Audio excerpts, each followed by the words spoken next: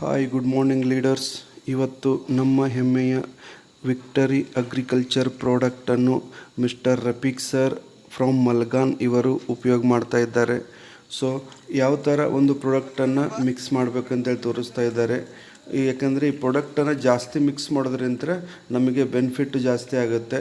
ಆ ಪ್ರಾಡಕ್ಟು ತುಂಬ ಚೆನ್ನಾಗಿದೆ, ಸಾಯಿಲ್ ಕೇರ್ ಅಂತೇಳಿ.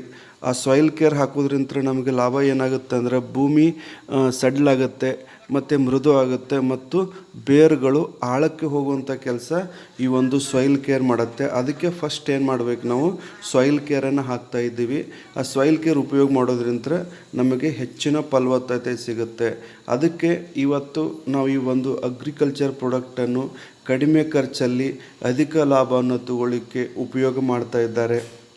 ಸೊ ತುಂಬ ಖುಷಿಯಾಗುತ್ತೆ, ಯಾಕಂದರೆ ಈ ಒಂದು ಪ್ರಾಡಕ್ಟನ್ನು ಉಪಯೋಗ ಮಾಡುವುದರಿಂದ ನಾವು ಹೇಗೆ ಒಂದು ಭೂಮಿಯನ್ನು ಇಟ್ಕೊಳ್ಬೇಕು ಅನ್ನುವಂಥದ್ದು ಗೊತ್ತಾಗುತ್ತೆ ಡಿಯರ್ ಫ್ರೆಂಡ್ಸ್. ಸೊ ಅದಕ್ಕೆ ಈ ಒಂದು ನಮ್ಮ ಹೆಮ್ಮೆಯ ವಿಕ್ಟ್ರಿ ಕಂಪನಿಯ ಪ್ರಾಡಕ್ಟನ್ನು ಉಪಯೋಗ ಮಾಡುವುದರಿಂದ ತುಂಬ ಚೆನ್ನಾಗಿರುತ್ತೆ. ಈ ಪ್ರಾಡಕ್ಟನ್ನು ನಾವೇನು ಮಾಡ್ತಾ ಇದ್ದೀವಿ, ಡ್ರಿಂಚಿಂಗ್ ಮಾಡಬೇಕಾಗುತ್ತೆ. ಅಂದರೆ ಕಬ್ಬಿನ ಬಡ್ಡಿಗೆ ಬಿಡ್ತಾ ಹೋದರೆ ತುಂಬ ನಮಗೆ ಲಾಭ ಜಾಸ್ತಿ ಸಿಗುತ್ತೆ ಡಿಯರ್ ಫ್ರೆಂಡ್ಸ್. ಸೊ ಬಡ್ಡಿ ಬಿಡ್ತಾ ಇದ್ದರೆ ಏನಾಗುತ್ತೆ, ಈ ಬಡ್ಡಿಯಲ್ಲಿ ಇರುವಂತಹ ಬೇರುಗಳಿಗೆ ನಮ್ಮ ಒಂದು ಲಿಕ್ವಿಡ್ ರೂಪದಲ್ಲಿರೋದ್ರಿಂದ ನಾವು ಡ್ರಿಂಚ್ ಮಾಡಿದರೆ ಅದು ಬೇಗ ಆಳಕ್ಕೆ ಹೋಗುತ್ತೆ, ಮನೆಗೆ ಸೇರುತ್ತೆ. ಅದಕ್ಕೋಸ್ಕರ ನಾವೇನು ಮಾಡ್ತಾ ಇದ್ದೀವಿ, ಈ ಪ್ರಾಡಕ್ಟನ್ನು ನಾವು ಡ್ರಿಂಚ್ ಮಾಡ್ತಾ ಇದ್ದೀವಿ. ಎಲ್ಲ ಒಂದು ಬೆಳೆಗಳಿಗೆ ಇದು ತುಂಬ ಮುಖ್ಯವಾದದ್ದು, ಡ್ರಿಂಚ್ ಮಾಡಬೇಕು. ಸೊ ಈ ಒಂದು ಡ್ರಿಂಚ್ ಮಾಡೋದ್ರಿಂದ ನಮಗೆ ಬೆನಿಫಿಟ್ಟು ಜಾಸ್ತಿ ಸಿಗುತ್ತೆ. ಅದಕ್ಕೆ ನಾವು ಹೇಳ್ತಾ ಇರೋದು, ಕಡಿಮೆ ಖರ್ಚಲ್ಲಿ ಅಧಿಕ ಲಾಭನ ತಗೊಳ್ಬೇಕು. ಭೂಮಿ ಹದ ಆದರೆ ರಿಸಲ್ಟ್ ಚೆನ್ನಾಗಿ ಬರುತ್ತೆ.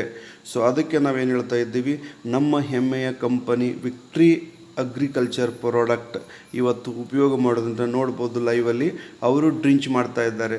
ಆ ಕಬ್ಬಿಗೆ ಅವರು ಡ್ರಿಂಚ್ ಮಾಡ್ತಾ ಇದ್ದಾರೆ, ಲೈವಲ್ಲಿ ನೋಡ್ತಾ ಇರ್ಬೋದು ಡಿಯರ್ ಲೀಡರ್ಸ್. ಅದಕ್ಕೆ ಈ ಥರ ಡ್ರಿಂಚ್ ಮಾಡಬೇಕು. ಅದರ ಜೊತೆಗೆ ನಮ್ಮ ಹೆಮ್ಮೆಯ ಕಂಪನಿ, ಒನ್ಸ್ ಅಗೇನ್ ಹೇಳ್ತಾ ಇದ್ದೀನಿ, ನಮ್ಮ ಹೆಮ್ಮೆಯ ಕಂಪನಿ ವಿಕ್ಟರಿ ಅಗ್ರಿಕಲ್ಚರ್ ಪ್ರಾಡಕ್ಟನ್ನು ಉಪಯೋಗ ಮಾಡಿ ಅಧಿಕ ಲಾಭನ ತಗೊಳ್ಳಿ, ಕಡಿಮೆ ಖರ್ಚು ಮಾಡಿ, ಮತ್ತು ಮೇನ್ ಇರುವಂಥದ್ದು ಏನು ಅಂತಂದರೆ ವಿಷಮುಕ್ತ ಭಾರತವನ್ನಾಗಿ ಮಾಡುವ ಛಲವನ್ನು ಹೊಂದೋಣ, ಎಲ್ಲರೂ ಬೆಳೆಯೋಣ.